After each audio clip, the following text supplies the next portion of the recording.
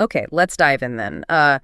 Something really stark to start with. If you are listening to this right now, chances are you are breathing air that doesn't actually meet safety standards. Hmm. And that's not meant to be, alarmist. That's the reality for, 99% of the global population? The data we looked at is pretty clear that low and middle income countries are hit hardest. The environmental challenge facing the world, and for this deep dive specifically facing India, it's not just immense, it feels immediate and complex. Immediate and complex is right. And what's really interesting, I think, in the stack of sources you shared is that they don't just focus on the scale of the problem. They actually map out a pretty comprehensive blueprint, a multi-layered plan for governance and, importantly, strategic policy shifts. So our mission today really is to move past the general headlines and get into the specifics, how policy is actually responding to these overlapping crises of water management, pollution, climate resilience, and some fundamental legal changes, too.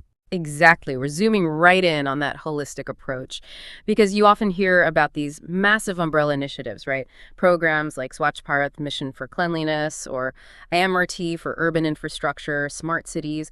These are the huge levels, the ones funding local bodies and state governments. But today, we're going to try and show how the targeted environmental policies we'll discuss, like the ones governing water quality or plastic waste, are meant to be the mechanisms ensuring those big infrastructure projects actually, deliver clean outcomes. It's a very broad picture, very complex, and we are going to break it down layer by layer. Let's start with what's arguably the most foundational crisis: water. Right, water. And when we start dissecting water pollution, we really have to look at it geographically. Because the sources, the contaminants, even the impacts, they're dramatically different depending on whether you're looking at the coastline or a major river or, those unseen reserves underground. Okay, let's start at the edge then, the marine and coastal environment. Our research definitely shows the threats here are very specific. It seems tied to high-volume maritime activity and maybe chaotic, uncontrolled development. You've got these major industrial hubs like the area around Mumbai port. That has to deal with relentless heavy ship traffic, right? And the inevitable risks, oil spills, and that routine massive discharge of ballast water, which can bring in invasive species, pollutants, stuff from far away. That's a direct threat from global trade itself. It is. And then you have this compounding factor of urbanization just spilling directly onto the coasts. Look at the Chennai coast, for example. The sources mention rapid coastal development leading to just rampant dumping of untreated sewage and solid waste. Essentially, the ocean becomes the cheapest, easiest waste disposal system. It's a classic case, really.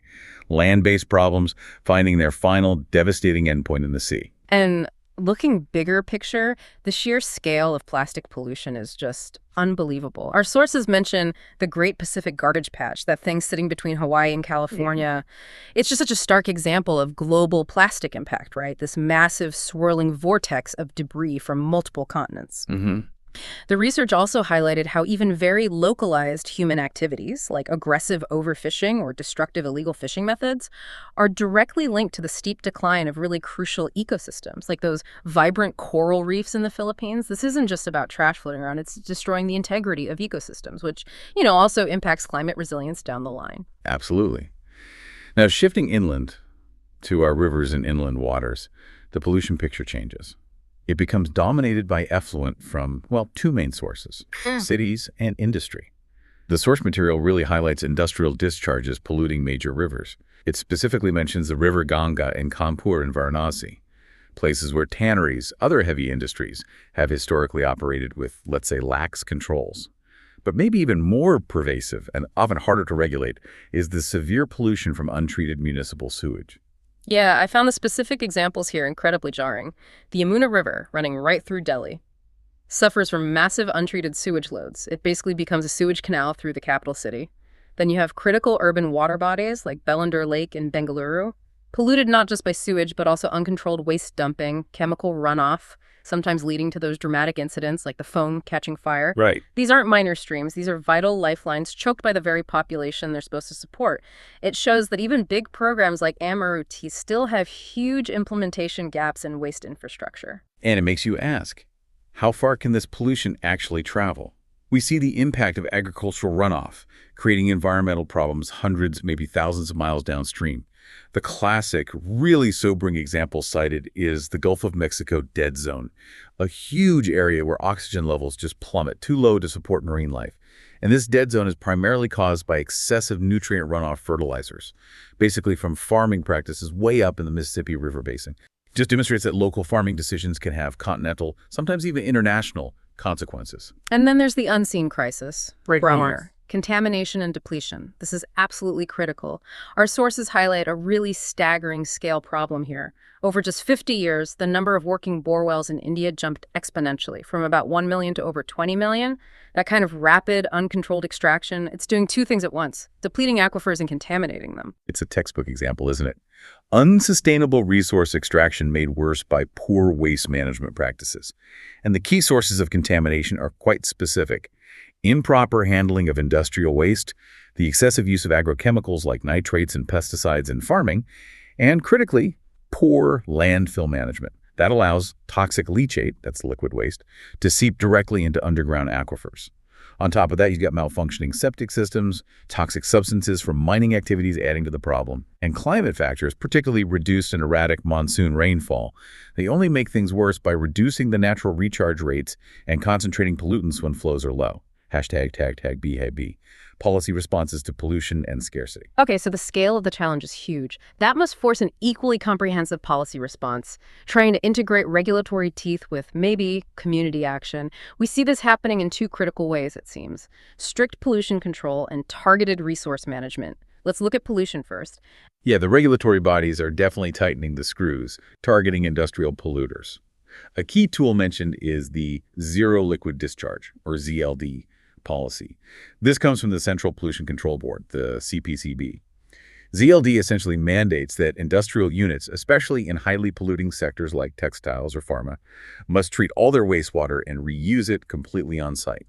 The goal is zero liquid effluent leaving the premises. That sounds like a really high standard. Is it being backed up with strict localized controls? The sources mention, for example, the Tamil Nadu PCB imposing strict standards around Chennai's Kishum River. It suggests the goal isn't just to find polluters, but to fundamentally change industrial processes, to minimize waste right at the source. Exactly. But beyond pure regulation, there's also a concerted push for sustainable practices in agriculture. Because farming is this huge non-point source of pollution that ZLD just can't touch, right? The sources point to initiatives like the Soil Health Card scheme. This gives farmers detailed info on their soil nutrient levels, guiding them to use only the necessary amount of fertilizer, less waste, less runoff. And this is paired with success stories, like the promotion of organic farming in states like Sikkim. It shows a pivot away from excessive chemical use, which helps both soil and water health together. Right. Now, turning to that massive issue of groundwater depletion, India seems to have developed some very specific management initiatives. There's the Atal Bhujal Yojana, launched in 2020, that focuses on improving groundwater management through community participation in water-stressed areas across 7 states. And it's paired with the National Aquifer Mapping and Management Program, NAQEM, which sounds like it's designed to accurately map these underground resources, so planning is based on actual science, not just guesswork. Yeah, and what really stands out to me is the highly visible, public-facing effort like the Jal Shakti Abhiyan, Catch the Rain campaign. The 2024 campaign focuses on 5 key interventions, things like cleaning water bodies, creating check dams, all centered around this theme of Nari Shakti Si Jal Shakti. It emphasizes the indispensable role of women in water conservation and management at the local level. These big campaigns are crucial because, fundamentally, groundwater management needs deep community engagement and, frankly, behavioral change. And we do see examples of this community engagement translating into real, tangible results at the state level. Gujarat, for instance, had that Jal Sanchay Jan Bhagidari initiative. It mobilized community participation and resulted in building a staggering, 24,800 rainwater harvesting structures for long-term sustainability. That's right. Similarly, in Uttar Pradesh, there's the Smart Laboratory on Clean Rivers, SLCR, set up in Varanasi. That's focusing on localized river rejuvenation through public-private collaboration, even an India-Denmark partnership specifically focused on cleaning the Varuna River. Okay, so moving from general state management to probably the most significant single river revitalization effort globally, we have to focus on the Namami Gange mission and its accompanying economic strategy, Arthgankutanka. To really appreciate the scale here, it's vital to understand the historical context. Absolutely. The degradation of the Ganga isn't recent. It spans over 170 years of industrialization, urbanization. And earlier attempts, like the Ganga Action Plan I and II, they failed. Not for lack of trying, maybe, but primarily because they were fragmented, treating different cities piecemeal and just chronically underfunded. Our sources noted only about 4,000 crores were spent across 30 years under those older plans. Just not enough for the scale of the crisis. And that realization spurred a really critical, fundamental shift in strategy. The move was away from that piecemeal, city-by-city cleanup towards a truly comprehensive, basin-wide strategy covering 5 states. This holistic approach was guided by a crucial scientific blueprint, the Ganga River Basin Management Plan, or GRBMP, prepared by an IIT consortium published back in 2013, and argued for a unified, institutional approach. And that holistic view meant recognizing the river's problems go way beyond just municipal sewage, right? Mhm. The river basin itself is enormous, covers almost 30% of India's cultivable land. So rejuvenation has to be linked to sustaining agriculture, maintaining water security for millions of farmers. Plus, the essential ecological flow of the river, the E-flow, has been severely disrupted by dams, water diversion projects, leading to biodiversity loss, soil erosion, land degradation across the whole region.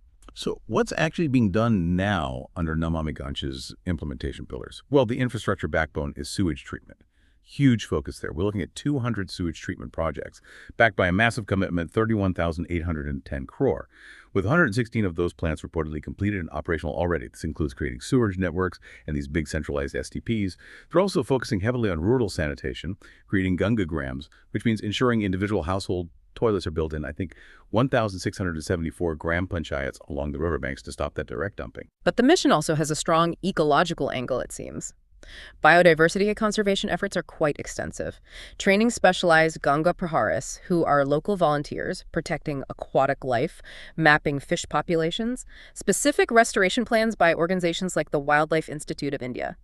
Plus, these massive afforestation drives, detailed project reports covering over 134,000 hectares across riverbank states, aiming to stabilize banks, reduce erosion. And here's where the policy really evolves. The Arth Ganga strategy. This is the new critical economic layer. It's aimed at monetizing the river system to ensure the cleanup is sustainable long after the initial funds run dry. It treats the river not just as an ecological resource, but as a potentially viable economic engine. Okay, tell us more about that monetization. What does the Ganga model specifically focus on? How does that work? Well, it focuses on inclusive growth and maximizing economic returns from the river. So this means promoting river-based tourism, everything from developing religious and heritage circuits to adventure tourism like rafting, kayaking. Crucially, it involves monetizing waste itself. Treated water can be sold to, say, thermal power plants or used for irrigation, while the sludge, which is nutrient-rich, can be processed into fertilizer and sold to farmers, supporting a genuine circular economy rather than just letting waste be a liability. And there's a logistics component too, targeting job creation. Exactly. The strategy includes developing inland waterways. This involves building small, multimodal harbors along that 1,400-kilometer stretch of National Waterway 1, running from Benares to Haldia. The idea is to create jobs in logistics, lower transport costs for traders and farmers trying to access markets, both domestic and international, essentially creating a powerful economic constituency invested in keeping the river clean.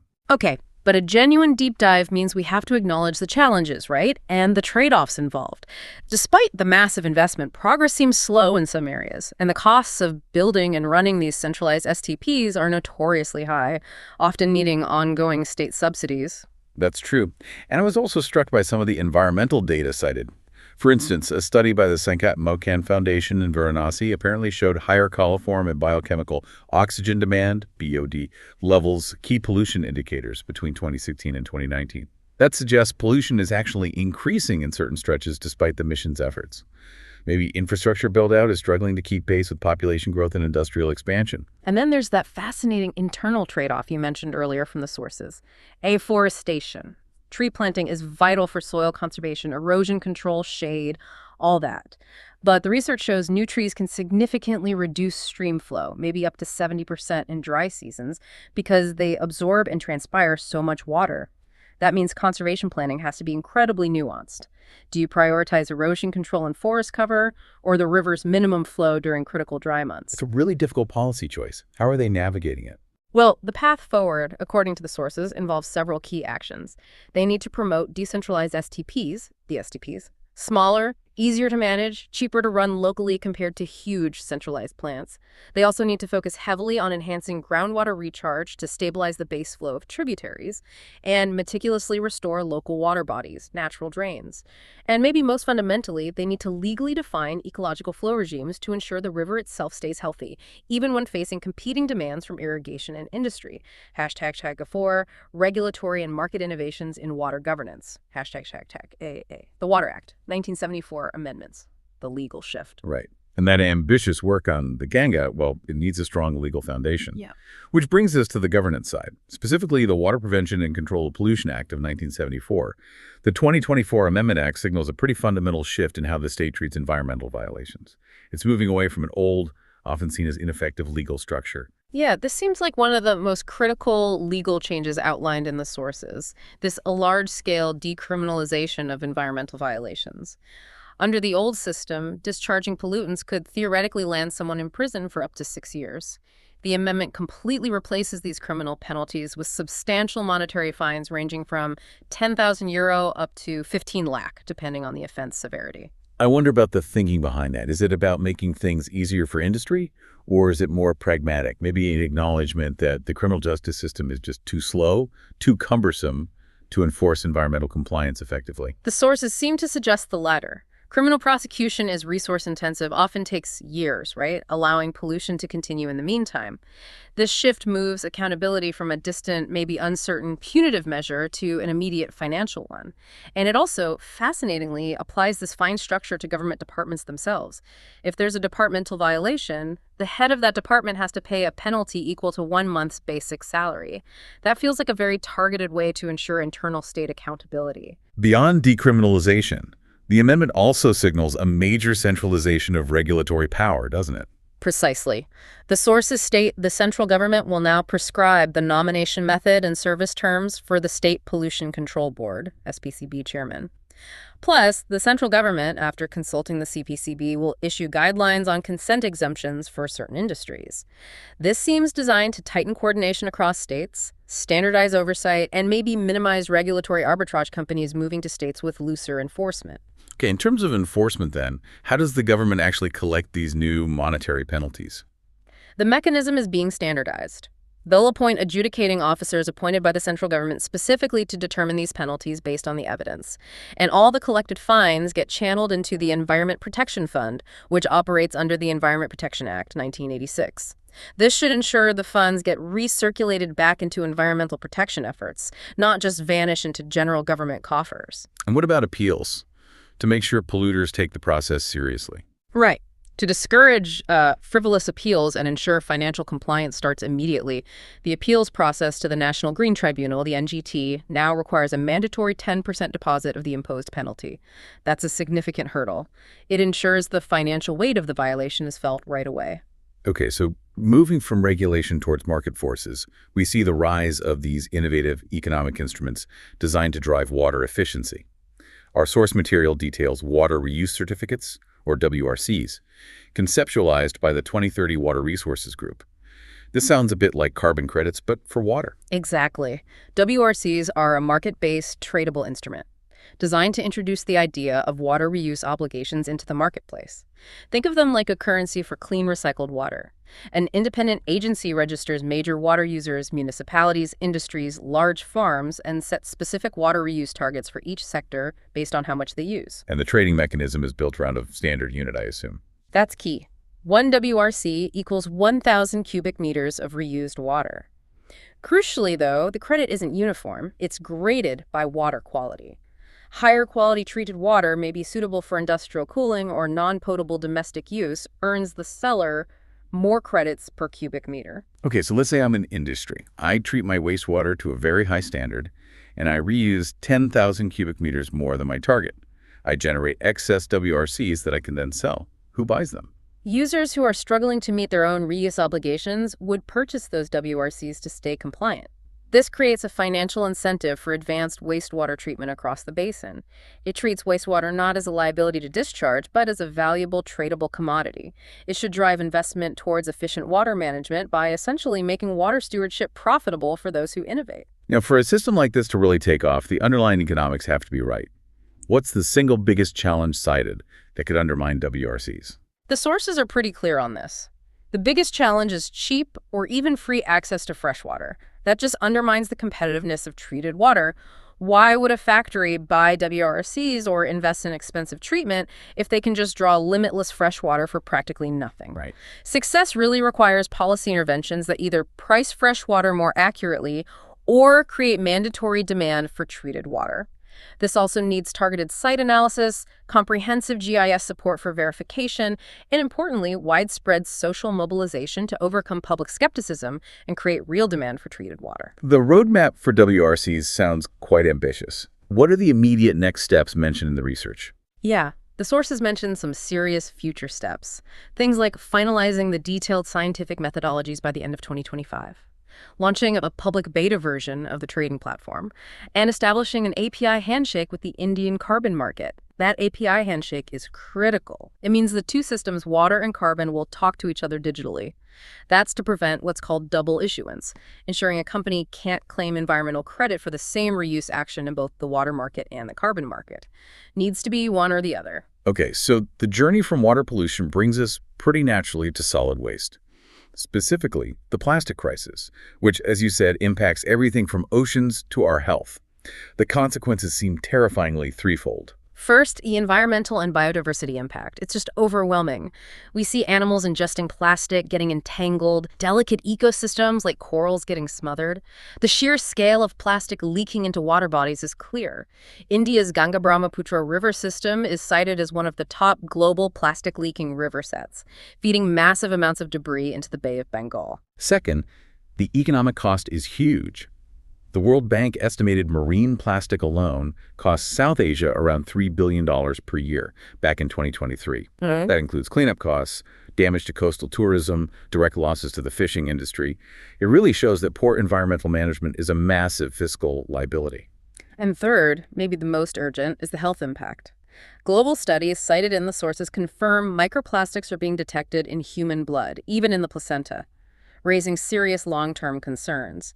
Plus, the chemical additives used in plastics are linked to endocrine disruption, other chronic health issues. It's not just inert material. The core policy response seems to center on that familiar 4R strategy. Yeah. Reduce, reuse, recycle, and recover. And we're seeing practical, visible examples of reuse and recycling efforts being scaled up nationally. Yeah, a fantastic example is that infrastructural reuse. The Ministry of Road Transport and Highways, MORTH, had built about 59,000 kilometers of plastic bitumen roads by 2024.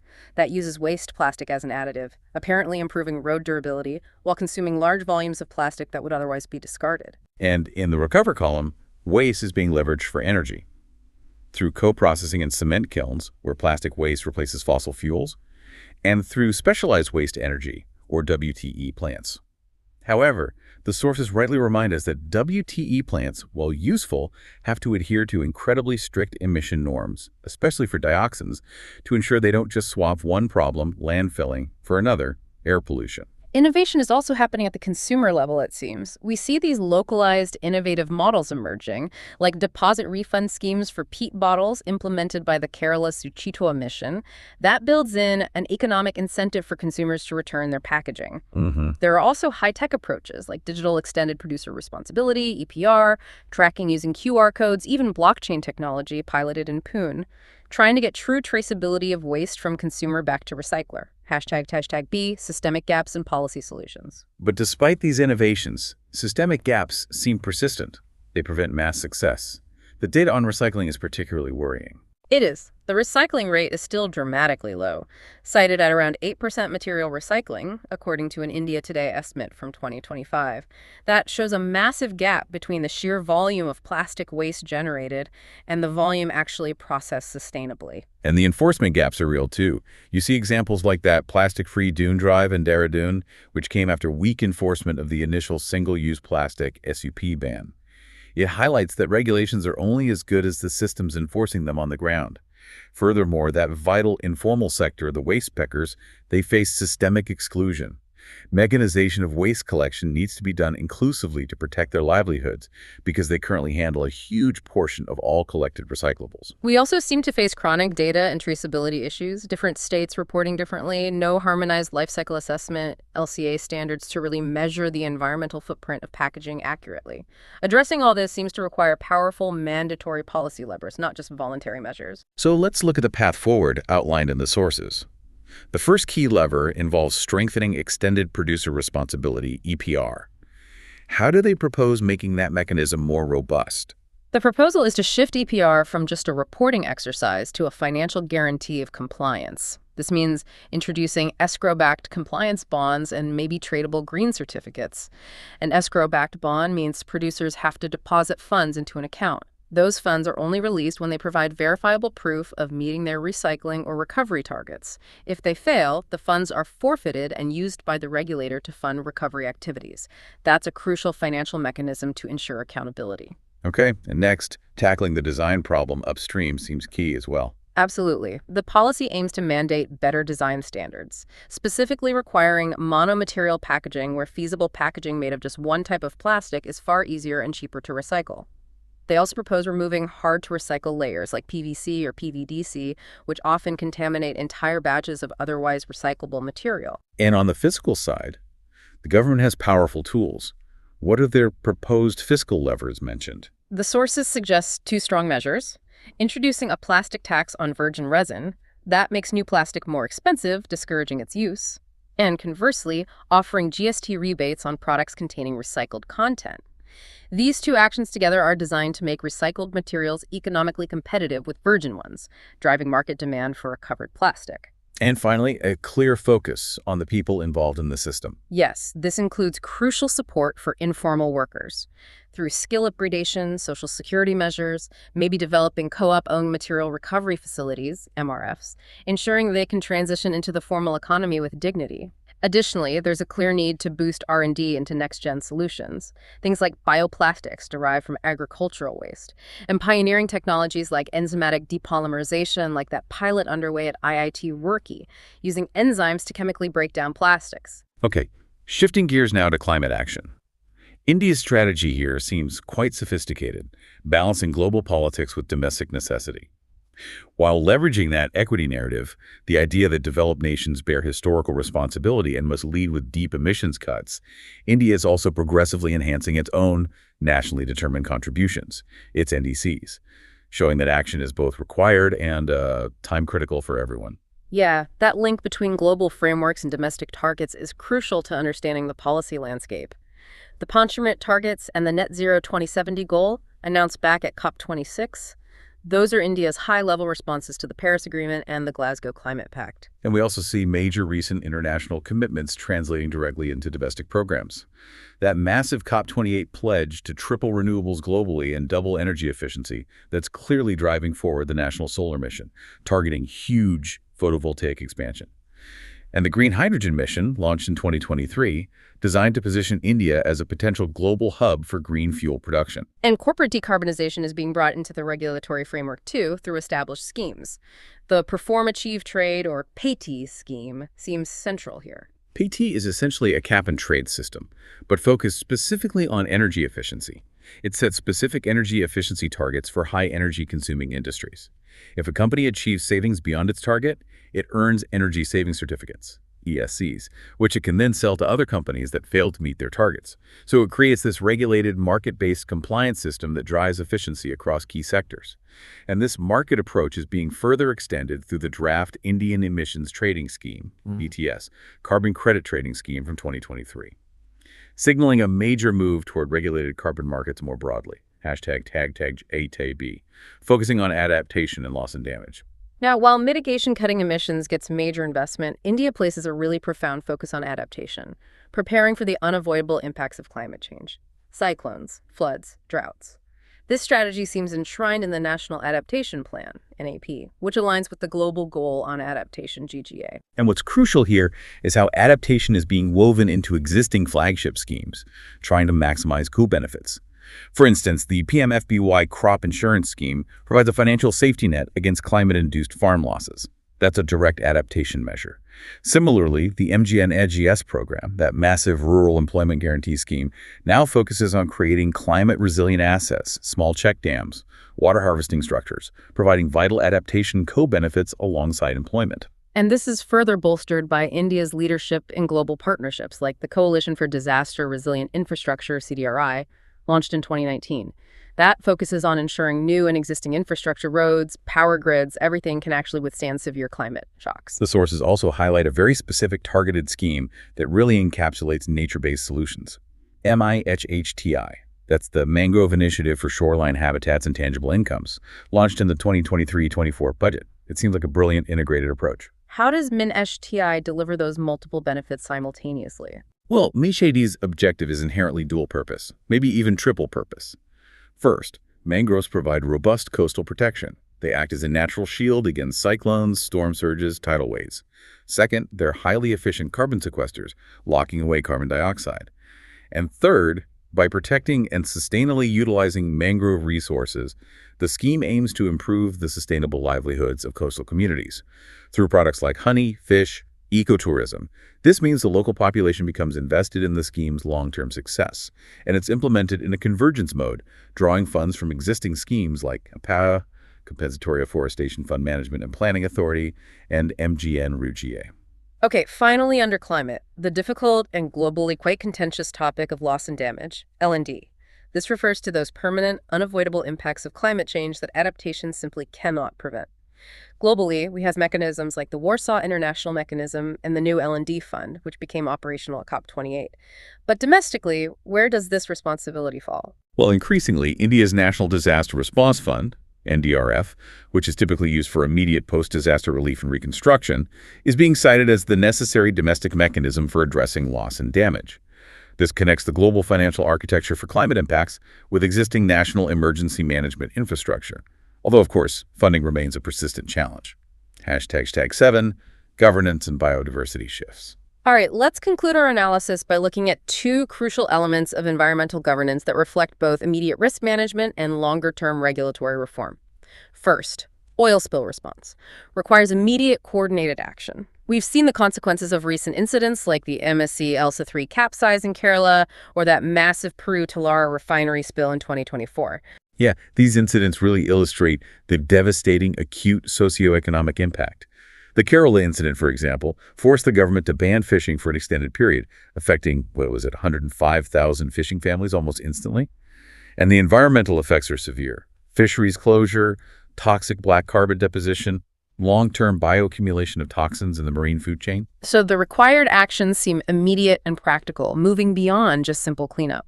The sources emphasize strengthening the National Oil Spill Disaster Contingency Plan drills, deploying dedicated modern oil spill response vessels, OSRVs, on both coasts, and investing in what are termed blue-green jobs. That blue-green jobs focus is intriguing. What does that entail? This involves certifying local fisher youth as specialized shoreline cleanup technicians, using existing skilling programs like the Pradhan Mantri Kaushal Vikas Yojana, PMKVVY. This potentially transforms the impacted community members into immediate trained responders, improving response efficiency while also providing alternative livelihoods during necessary fishing closures. Okay, the second major shift is in biodiversity governance, reflecting a push to streamline access to traditional knowledge. The Biological Diversity Rules, 2024, replacing the older 2004 rules, seem to reflect a policy objective to fast-track research and, critically, encourage Indian systems of medicine, AYUSH, Ayurveda, Yoga, Unani, Siddha, and homeopathy. Yes, and this is where we see another instance of significant legal reform paired with an economic incentive. The new rules aim to streamline bureaucratic processes for researchers, but most importantly, they introduce a major specific exemption regarding access and benefit sharing, or ABS. Explain the significance of that ABS exemption for us. Okay, ABS fees are typically paid by entities domestic or foreign who want to use biological resources, like medicinal plants or herbs or the traditional knowledge associated with them for commercial application. These fees are meant to be paid to the local communities, usually through biodiversity management committees, who protect and maintain those resources. Under the 2024 rules, AYUSH practitioners and traditional knowledge holders are now explicitly exempted from paying these ABS fees when they use these resources for domestic commercial purposes. That sounds like it's designed specifically to encourage commercial application and innovation within Indian systems of medicine by lowering their financial compliance burden. Exactly. It removes a potential barrier to entry for them. And, similar to the Water Act amendments we discussed earlier, we see a move toward decriminalization here as well. Violations of the Biodiversity Act are no longer subject to criminal penalties. Instead, they're replaced by monetary fines, ranging from 1 lakh up to 50 lakh. Again, maintaining accountability through a financial deterrent without resorting to the often slow process of criminal prosecution. Hashtag tag 10,008. Conclusion and final thought. So if we try to synthesize the major themes we've covered today across water, waste, biodiversity, a pretty clear, consistent pattern seems to emerge. There appears to be a decisive national shift away from purely punitive regulation like jail time towards more sophisticated mechanisms, things that prioritize financial accountability, economic instruments, and often more centralized oversight. Yeah, we've seen the rise of these comprehensive, multi-layered programs, exemplified by that Earth Ganga strategy, recognizing that infrastructure, ecology, and economy have to be fundamentally integrated to get sustainable results. The policy landscape is definitely becoming more complex. It's combining massive infrastructure investment, targeted market incentives like those WRCs, and crucial legal reforms like decriminalization. And the value, I think, of drilling down into these specific details, the mechanism of escrow bonds for EPR, the triple benefits of the Minash TI initiative, the direct comparison between old and new legal penalties, is that they show the depth of the challenge. And they reveal the innovative, complex, and constantly evolving responses being deployed. It's clearly not a simple fix, but a very deliberate, multi-pronged evolution of environmental governance. Which brings us back to the end of our deep dive today, but hopefully the beginning of your thought process. That final point we covered, the new biological diversity rules, showed policymakers trying to balance the need for conservation with a critical push for innovation, specifically in traditional medicine systems. Right? Specifically, that decision to decriminalize violations and exempt AYSH practitioners from ABS payments, it clearly aims to accelerate the commercial application of traditional resources by reducing the burden on these indigenous systems. And this raises, I think, an important question for you, the listener, to consider. In a world that's driven by both the need for knowledge preservation and the drive for rapid commercial innovation, how do we best strike that balance? How do we protect the traditional ecological knowledge held by local communities while also creating the conditions needed to encourage faster market application and innovation using those very same resources? It's a fundamental tension to think about.